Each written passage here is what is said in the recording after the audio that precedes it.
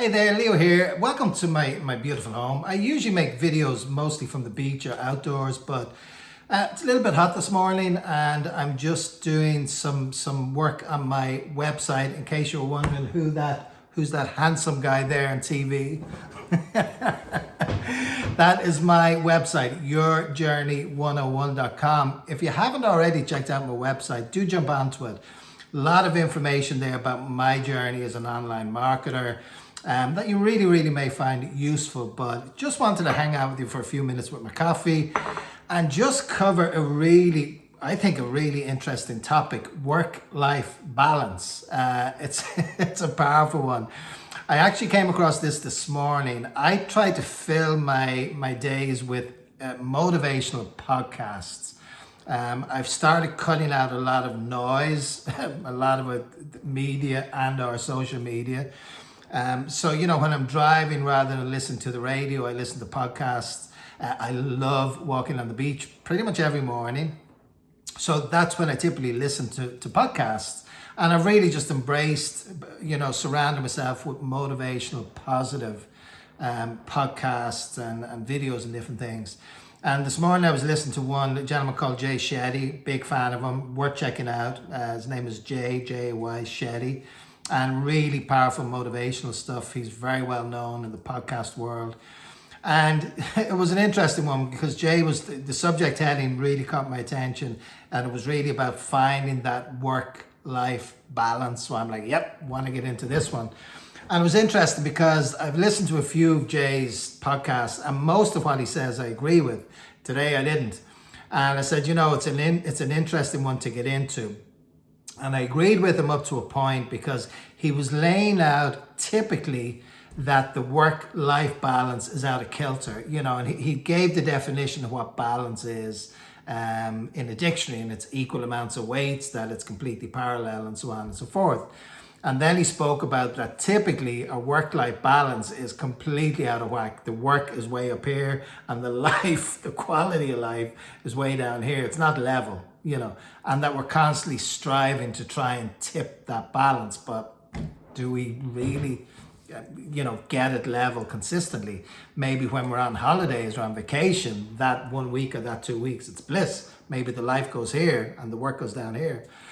But that's where I agreed with him. But then he started, and he really did in a very clever way, because he said, okay, in a typical day, your typical work day is 8-10 hours, something like that.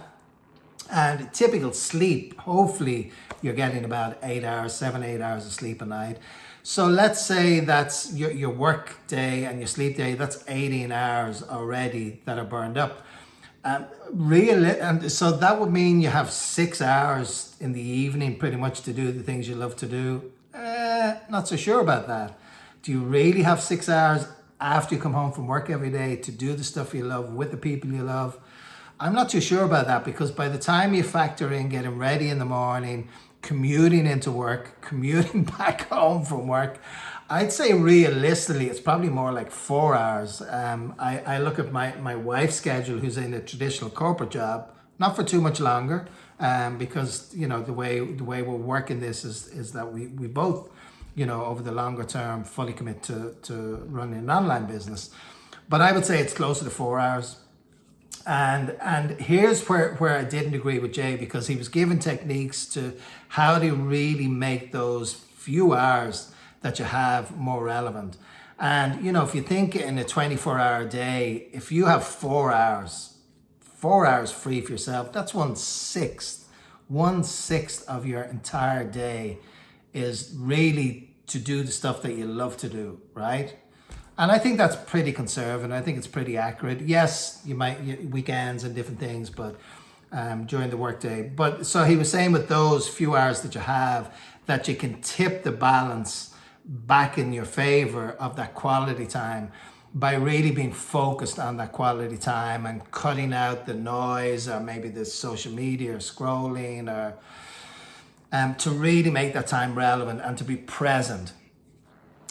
Whether that's for your loved one, your spouse, your friends, your family, whatever that looks like, or in your pastime, to really focus on that and be present.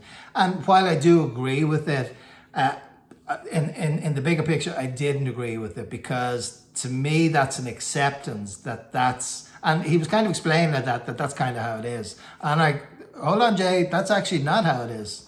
And, it was interesting because it got me thinking for decades. I grew up, I still remember at 17 years of age in high school, going to my guidance counselor saying, well, what are you going to do as a career? What do you want to do? And I knew I wanted to travel, and my big passion at the time was cooking. So I said, I'm going to be a chef.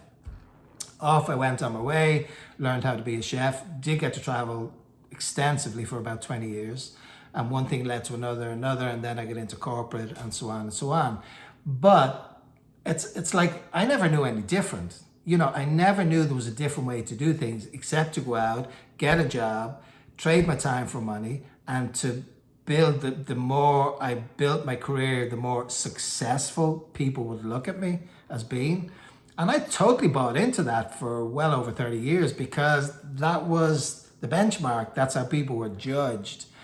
And it wasn't until I was 52 that I took the blinkers off.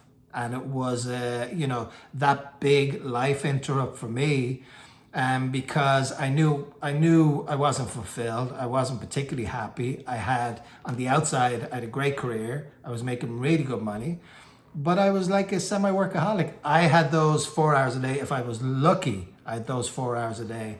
And even then, because of the demands of my job, I was, connected with my phone at home. I was getting messages.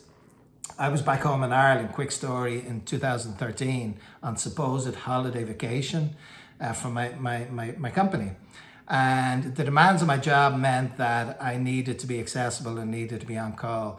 And my family told me, because I was getting up at like 1 a.m. to do conference calls with China, and then at 5 p.m. with Miami, and all sorts of crazy stuff. And that was a pivotal point for me. My family turned around and said, Leo, you are not on vacation. This is not a holiday for you, because you're working every day. And that was kind of like a light bulb moment for me. And because of my family, I knew they'd no ulterior motive in telling me that. And I really took it to heart, and I had a long think about it. And I thought, you know what, this isn't going to change. It's just going to keep getting busier and busier and busier the more I grow in the company.